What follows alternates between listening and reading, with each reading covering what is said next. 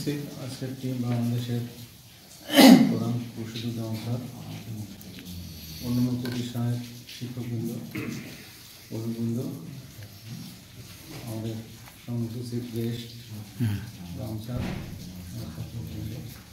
আমার মূল উদ্দেশ্য ছিল আসলে নেপাল ভ্রমণ। হ্যাঁ, আমার ছেলে নেপালে আসতেছে, আমি এটা সুযোগ নিতে দিয়েছি আর কি। তো সেদিকে চিন্তা করলে আমার উদ্দেশ্যটা সফল 16 আনা, এবং আরও 2 আনা যোগ করবো যে রাম স্যাররা যেভাবে আমাদের সেবা করছে, এই জন্য আরও আমি 2 আনা যোগ করতে চাই, 18 আনা। হ্যাঁ, তো প্রতিযোগিতা আসলে আমি মনে করি এটা হওয়া উচিত। এই প্রতিযোগিতার ছেলেগুলো ইংলিশে দক্ষতা অর্জনের একটা বিশাল সুযোগ থাকে।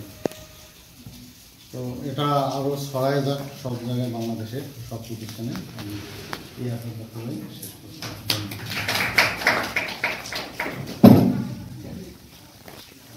আসসালামু আলাইকুম। শ্রদ্ধেয় হেড স্যার সহ সকলকে শুভেচ্ছা। তো আমি এখানে এসে বুঝলাম স্যার যে আসলে আমি না এসে আমার প্রতিষ্ঠানের প্রধান শিক্ষককে পাঠানোর দরকার ছিল, তাহলে অনেকটা কাজ লাগতো অনেক। আর আমার স্টুডেন্ট কালীগঞ্জে 2বার খেলে গেছে, কিন্তু ফাইনালি যেটা পার্ট টাইমে খেলার হয়েছিল স্যার, সে সময়ে ছিল পরীক্ষা, এবং আমাদের ওই দিন মানে খুব কমার্সিয়াল পরীক্ষা ছিল, বাচ্চারা আমার প্রতিষ্ঠান প্রধান ওটাকে সহযোগিতা করেন, উনি ইচ্ছে করে পরীক্ষাটা পড়ে নিতে পারত, যার কারণে বললাম যে প্রতিষ্ঠান প্রধানের খুব দরকার ছিল। তো এরপরে স্যার এই বিষয়টা মাথায় রাখবেন যে পাবলিক মানে ইন্টারনাল যে পরীক্ষাগুলো হয় সেটা সাধারণত সরকারের একটা নির্ধারিত সময় কিন্তু হয় স্যার, সেটা একটু ইয়ার করতে হবে। আর আমাদের যেটা ফাইনাল যেটা বাসেই হয় সেই খেলাটা আরও একটু আগে নেওয়া যায় কিনা স্যার, কারণ এটা খেলাটাকে আসলে গুরুত্ব দিতে হবে। এবং আমরা এর আগেও আমরা এগিয়ে শুধু হেড স্যার সহ কয়েকটা স্কুলে ইয়ে করছি, এবং অলরেডি তাদেরকে প্রশিক্ষণও দেওয়া হলো। পরবর্তীতে কেন জানি এটা কেমন হয়ে গেছে, যাই হোক আমি স্যার সহ আমি যেহেতু আছি, আমরা আমাদের লালমনিরহাটে সদরে এটাকে আমরা আরও বেশ কিছু স্কুল নিয়ে আমরা ওখানে একটা কম্পিটিশন করার একটা পরিকল্পনা আমাদের আছে, যে ইনশাল্লাহ এটা আমরা করবো। সেটা একটা বিষয়। আমরা স্যার যে আশা নিয়ে আমরা আসছি যে স্যারকে একটা মানে ভালো একটা কিছু উপহার দেবো, সেটা পারিনি। তো আমাদের ব্যর্থতা অনেক স্যারে বলছে যে আসলে ব্যর্থতা ছিল। পানগুয়ে হয়েছেন না? জি স্যার। আর সর্বোপরি আমরা গ্রিন স্কুল করবো, সে এখান থেকে আসলে একটা ইয়ে দরকার যে আসলে পরিষ্কার পরিচ্ছন্নটা নেপালিরা কীভাবে রাখছে তাদের শহর, তারা কোথাও কাগজ যেহেতু জায়গায় ফেলতেছে, এটা স্যার আমরা স্কুলে এটা করি না। আমার বাচ্চারা বাদাম ফেলতেছে, কাগজ ওখানে ফেলতেছে, শ্রেণীকক্ষে ফেলতেছে, এখান থেকে আমরা একটা শিক্ষা নিতে পেরেছি। সর্বোপরি তাদের যে আতিথেয়তা, মনিটর স্যার বললো যে আসলে আমরা খোঁজে নিই, তো আমরা আপনার হুকুমের অপেক্ষা আছি স্যার, যখন যাহা বলবেন আমরা প্রস্তুত, সদা প্রস্তুত। সর্বোপরি আমার স্যার বলছে যে 16 আনা 18 আনা, স্যার অনেক হেভি সুন্দর এবং সর্বোপরি সাফল্যমণ্ডিত, যেটা এই এনাদের সার্বিক সহযোগিতা না করলে এইভাবে দেখা সম্ভব ছিল না। এটা টাকা দিয়ে সম্ভব হয় না, টাকা দিয়ে এটা পাওয়া যায় না, যেটা আমরা পাইছি। সর্বোপরি সবাইকে অসংখ্য ধন্যবাদ, সর্বোপরি খুশির সাথে অসংখ্য ধন্যবাদ। স্যার বলুন।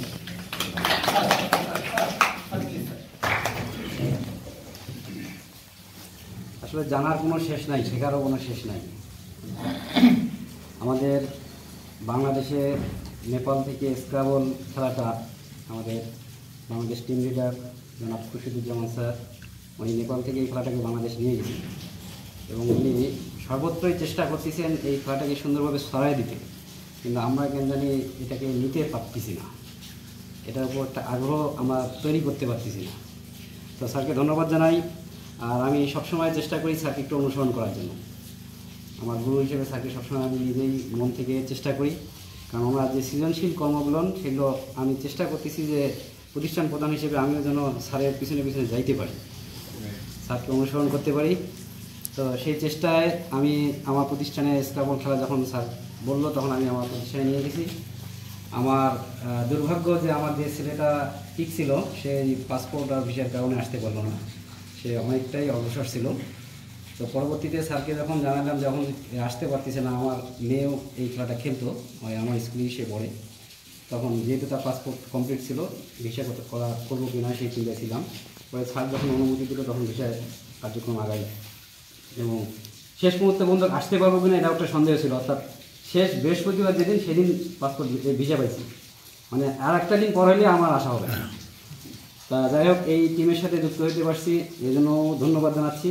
পরবর্তীতে দেখলাম যখন মেয়ে আর আমি দুজনেই, আর ভিসা যখন আমার সবারই হয়ে গেছে, তখন স্যারকে একটু জানাইলাম যে স্যার যেহেতু 2 জন যাচ্ছি আর 2 জন থাকলো বাসায়, সাথে সাথে স্যার অনুমতি দিয়ে দিল। তো যাই হোক, সপরিবারে আসার সুযোগ হলো।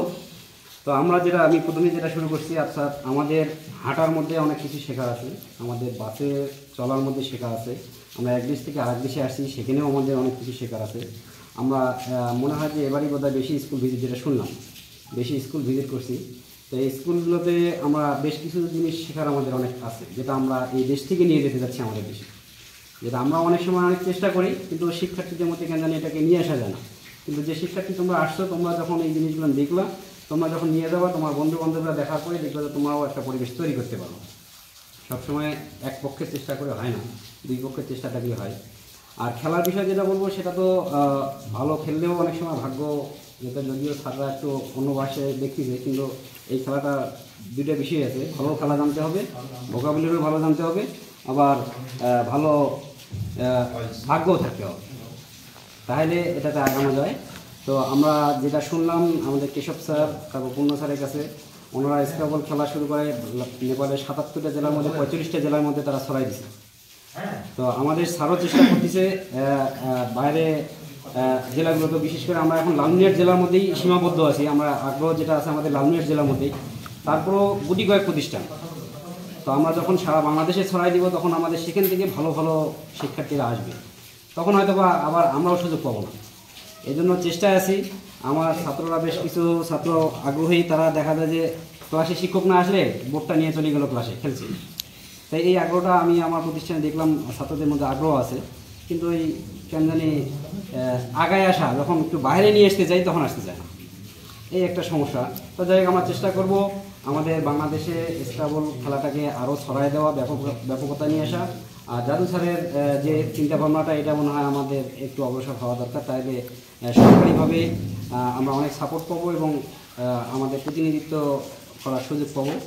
তো স্যারের যেহেতু একটি সুযোগ আছে, স্যার যদি এই উদ্যোগটা গ্রহণ করে, আশা করা যায় যে আমরা বাংলাদেশ টিমটাকে আরও শক্তিশালী করে আমরা নেপাল জয়, এর পরবর্তীতে আমরা যেটা শুনলাম যে শ্রীলঙ্কায় চেষ্টা করা হচ্ছে যে ওখানে খেলায় প্রতিযোগিতায় অংশগ্রহণ করা, সেখানে ইন্দোনেশিয়ায় আমরা আস্তে আস্তে আরও বিস্তৃত অঞ্চলে যেতে চাচ্ছি।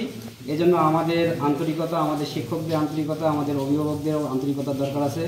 আমাদের শিক্ষকরা যারা দেখলেন, যারা অভিভাবকরা যারা দেখলেন, তারা যদি একটু দেশের মধ্যে আমরা চেষ্টা করি বা এই জিনিসগুলো একটু ছড়াই দিই, তাহলে আমরা আরও ভালোভাবে স্ক্রাবলটাকে বাংলাদেশে প্রতিষ্ঠিত করতে পারবো।